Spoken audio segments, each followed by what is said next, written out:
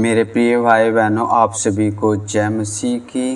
रात की प्रार्थना में आप सबका हम स्वागत करते हैं, वेलकम करते हैं यीशु के सामर्थी नाम से। तो आइए मेरे प्रिय भाई बहनों, हम परमेश्वर का धन्यवाद करें, उस महान परमेश्वर की जय जयकार करें जिसने हमें दिन भर संभाल के रखा और हमारी हर एक तरह से हर एक ज़रूरतों को पूरा किया। हालेलुया। तो आइए हम एक वचन आपके सामने पढ़ना चाहता हूँ। याकूब की पुस्तक पहला अध्याय वचन 12।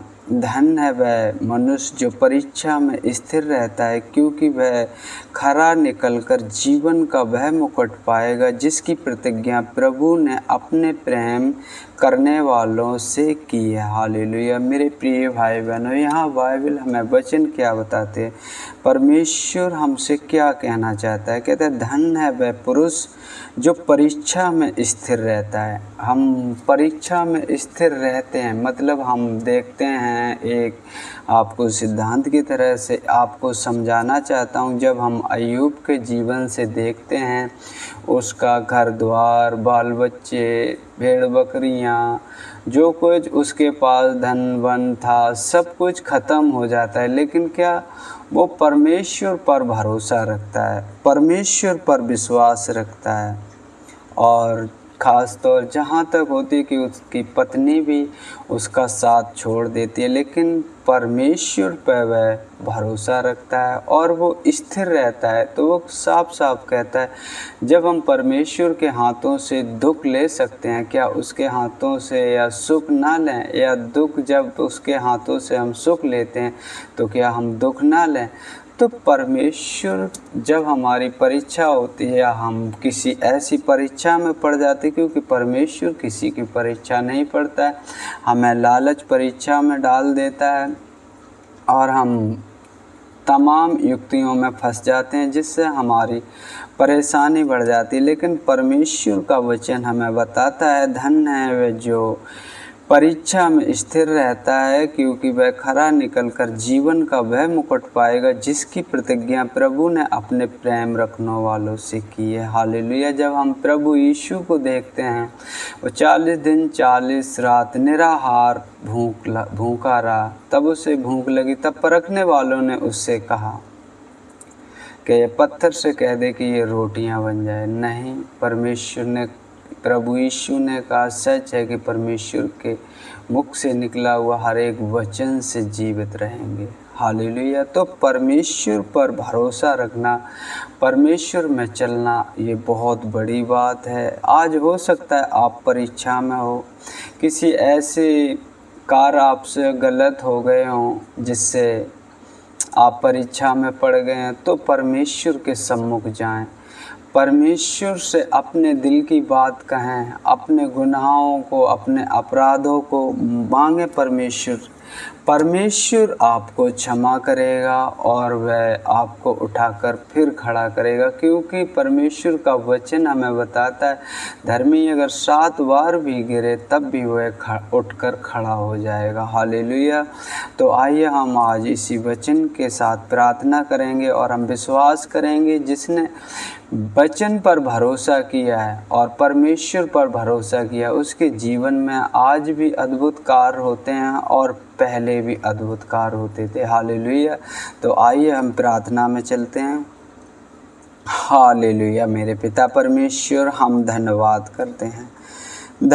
करते हैं सृष्टिकर्ता परमेश्वर, आपकी बड़ाई करते हैं, आपको महिमा देते हैं। प्रभु जी, आते हैं आपके पवित्र चरणों में यीशु के नाम से। प्रभु जी, आपने मुझे दिन भर संभाल के रखा पिता परमेश्वर, आने जाने में हमारी मदद और सहायता की। प्रभु जी, हम आपका धन्यवाद करते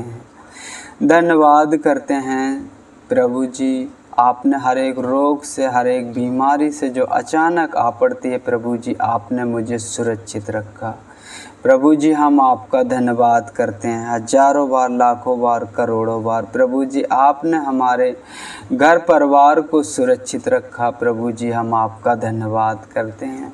उन सभी भाई बहनों को आपके हाथों में सौंपते हैं पिता परमेश्वर, यदि कोई परेशान है पिता परमेश्वर, दुखी है मेरे पिता परमेश्वर, क्योंकि आपका वचन कहता है धन्य है वह मनुष्य जो परीक्षा में स्थिर रहता है, क्योंकि वह खरा निकलकर जीवन का वह मुकुट पाएगा जिसकी प्रतिज्ञा प्रभु ने अपने प्रेम करने वालों से की है। हालेलुया प्रभु जी, उन भाई बहनों को ऐसा हृदय, ऐसा मन देना पिता परमेश्वर जो शांति भरा हो मेरे पिता परमेश्वर, तुझ में धीरज धर सकें पिता परमेश्वर, तुझ पर भरोसा रख सकें प्रभु जी, क्योंकि तू अद्भुत कार्यों को करने वाला है पिता परमेश्वर।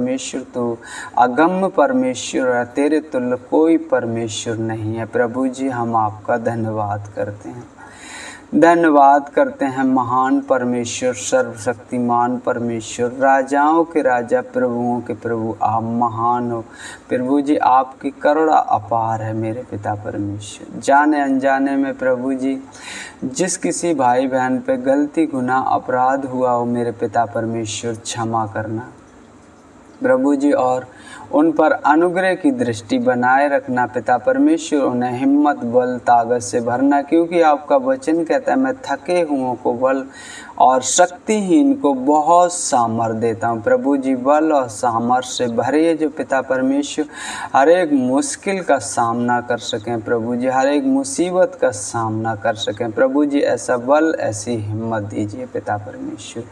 हम आपका धन्यवाद करते हैं प्रभु जी, धन्यवाद करते हैं, क्योंकि आपका वचन कहता है तुम्हारे विषय में जो मैं कल्पनाएं करता हूँ वो हानि की नहीं वरन कुशल ही की हैं, और अंत में तुम्हारी आशा पूरी करूँगा। तो प्रभु जी वो आप पर अपने आशा लगाए रहें, आपकी ओर अपने हाथ फैलाए रहें प्रभु जी।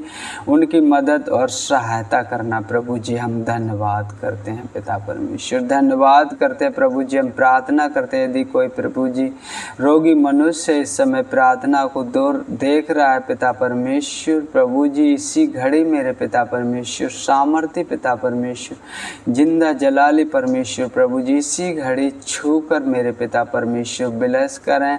हर एक रोग, हर एक बीमारी यीशु के नाम से जाती रहे। हालेलुया प्रभु जी, हालेलुया प्रभु जी। हम धन्यवाद करते हैं पिता परमेश्वर। हम प्रार्थना करते हैं उन भाई बहनों के लिए पिता परमेश्वर जो प्रभु जी शांति का सुसमाचार हर एक जन तक पहुंचाना चाहते हैं प्रभु जी, और आपके राज्य में हर एक जन को लाना चाहते हैं प्रभु जी। उनकी मदद और सहायता करें। यदि वो घर पर आ गए हो तो पिता परमेश्वर उन्हें अच्छी नींद देना पिता परमेश्वर, हर एक चिंताओं से उन्हें दूर करना प्रभु जी। हम आपका धन्यवाद करते, जो मार्ग में रह गए उनकी अगुवाई करना प्रभु जी। जिस घर में ठहरे हो आशीषित हो घर पिता परमेश्वर, उस घर के लोग प्रभु जी। हम धन्यवाद करते हैं प्रभु जी। आपके दास दासियों को आपके हाथों में सौंपते, आपके भय में रात बिताने पाए पिता परमेश्वर, जिससे प्रभु जी आपके अधूरे कार्यों को पूरा कर सकें प्रभु जी। हम धन्यवाद करते हैं, धन्यवाद करते हैं सृष्टिकर्ता परमेश्वर। आपकी बड़ाई करते हैं, आपको महिमा देते हैं। जैसे प्रभु जी आपने हम सबको पिता परमेश्वर अब तक संभाल के रखा प्रभु जी, आगे भी संभाल के रखना। हम धन्यवाद करते हैं पिता परमेश्वर। आदर महिमा आपको देते, आपके नाम की बड़ाई करते, मांगते हैं आपसे यीशु के नाम से। आमीन, आमीन।